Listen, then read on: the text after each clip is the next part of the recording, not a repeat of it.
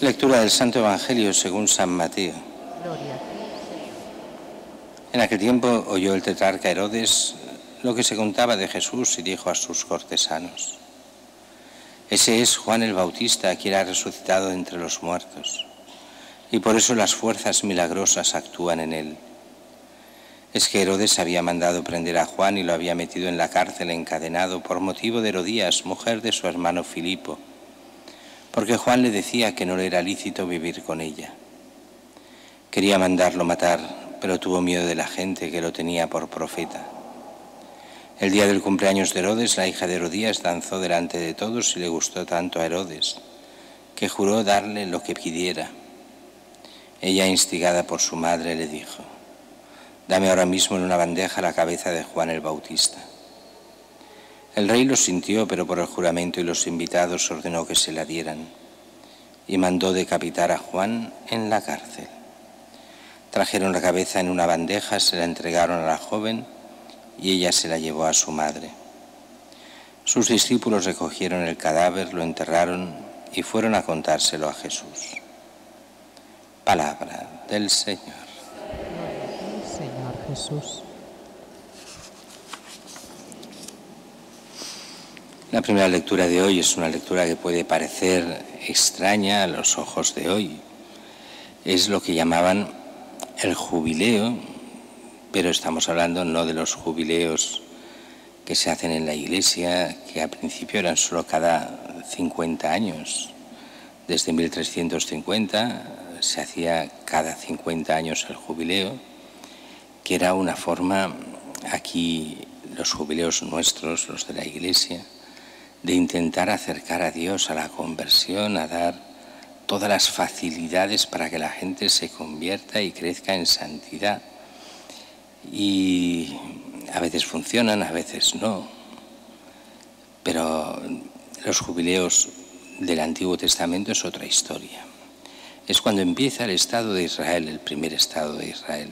Deciden hacer una especie de propiedad extraña, que es la propiedad familiar. No es tanto personal cuanto de la familia. Se dividen las 12 tribus en 11 territorios. La tribu de Leví no tendrá territorio propio, es la tribu sacerdotal, que dependerá de la ayuda económica de las 11 tribus. Es la tribu del templo, que se dedicará al templo. Y en estos 11 territorios se dividen por clanes, o sea, dentro de la misma, digamos, se divide por familias. Y cada familia recibe un trozo de tierra. Ese es de la familia. ¿Se lo puede vender? Sí y no. Lo puede vender, pero solo por los años que falten hasta el jubileo. Y cuando llega el jubileo, cada uno ha de devolver y que vuelve a la familia todo lo que tenía en origen.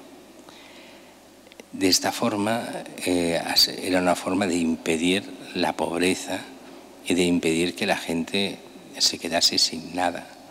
Si tú te lo has vendido, lo que vendes son las cosechas que quedan hasta aquello, pero la tierra volverá a ti.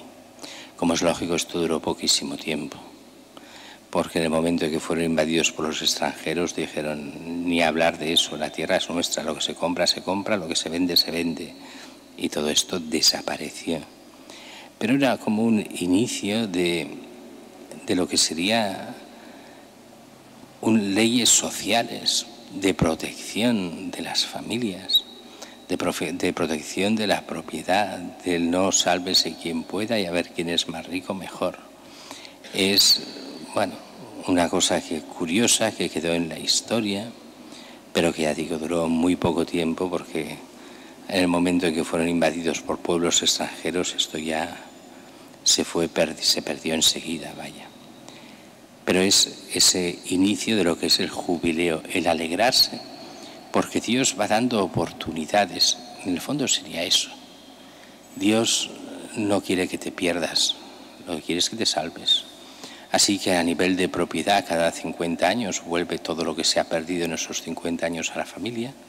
Pues a nivel personal, Dios quiere también salvarte. Y por eso la Iglesia creó estos jubileos, el jubileo de la redención, los jubileos, 1000 tipos de jubileos, ahora estamos en el de San José este año, para darnos la gracia para que cada uno se pueda convertir, pueda llegar a Cristo, pueda llegar a ser santo.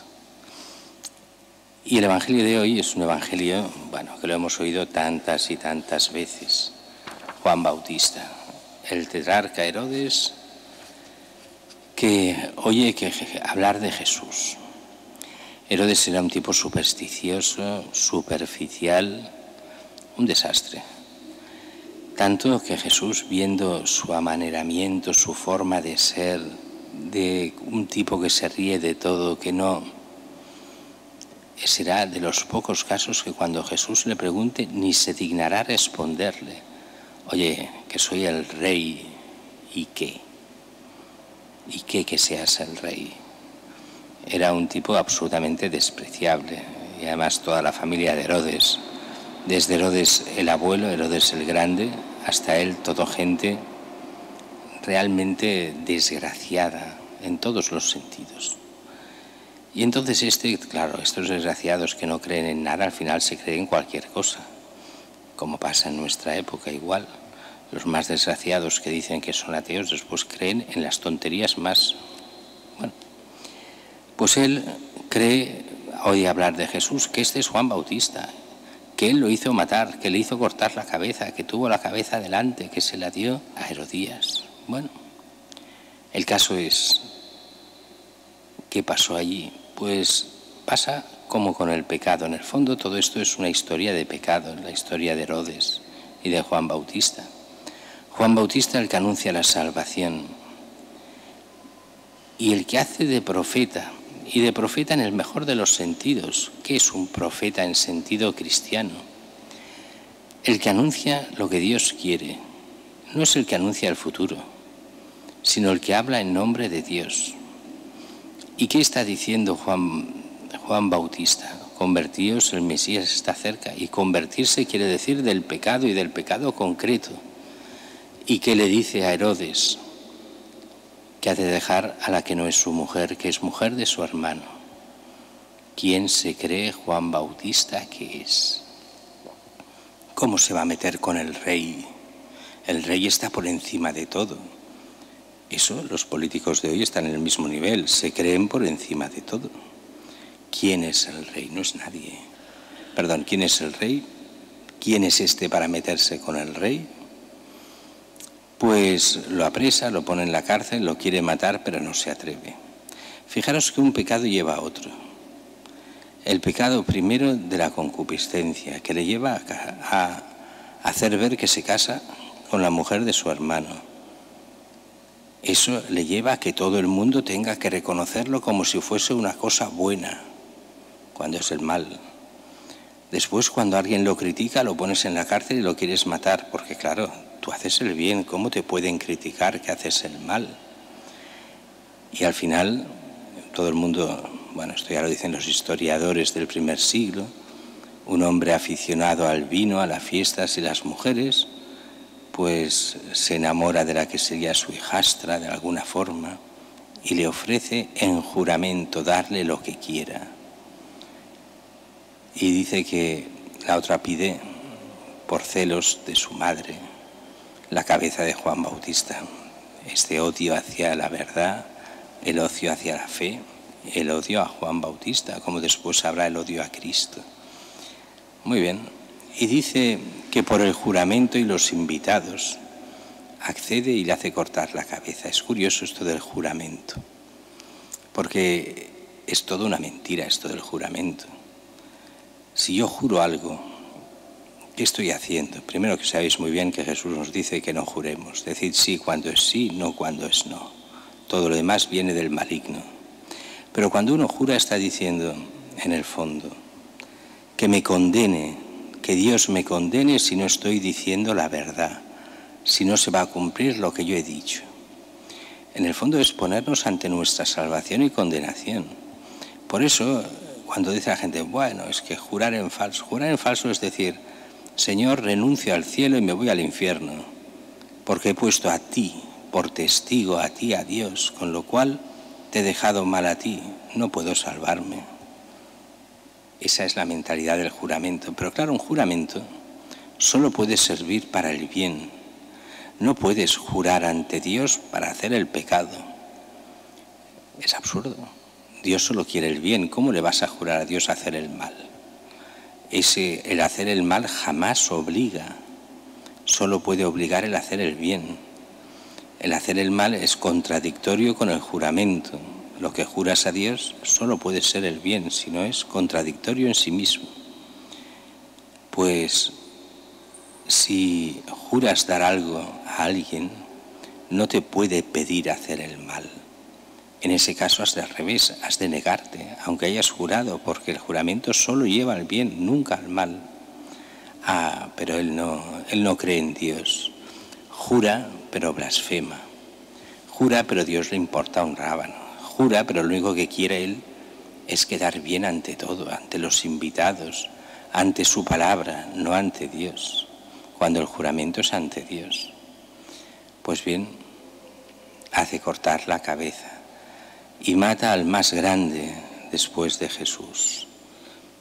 No cuenta María ahora en esta contabilidad. El más grande de los nacidos de Jesús, de mujer, Juan Bautista, así lo llamará Jesús. El más grande de los nacidos de mujer, asesinado por un reyezuelo, despreciable y despreciado por todos. Y eso nos ha de hacer pensar también a nosotros, porque tantas veces mucha gente, y podría ser que nosotros nos portemos como estos reyezuelos.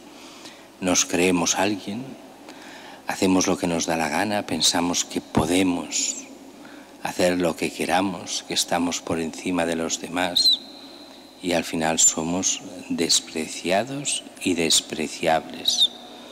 Y hemos de ir con mucho cuidado de que el que no nos desprecie sea nuestro Señor, de que vivamos realmente para Él, que nos demos cuenta del camino de santidad que Dios nos pide, porque al final lo único importante es salvarnos del pecado y de la muerte y vivir eternamente con Dios. En el fondo se cumple aquello que era el lema de San Ignacio de Loyola que hoy predicamos, que hoy celebramos. Ad maiorem Dei gloriam, que todo lo hagamos a mayor gloria de Dios. Y también decía él, haced todo como si todo dependiera solo de vosotros, pero sabiendo totalmente que solo depende de Dios. Él tenía claro que él era instrumento en manos de Dios para el bien del mundo, para el bien de la humanidad, para el bien de la Iglesia.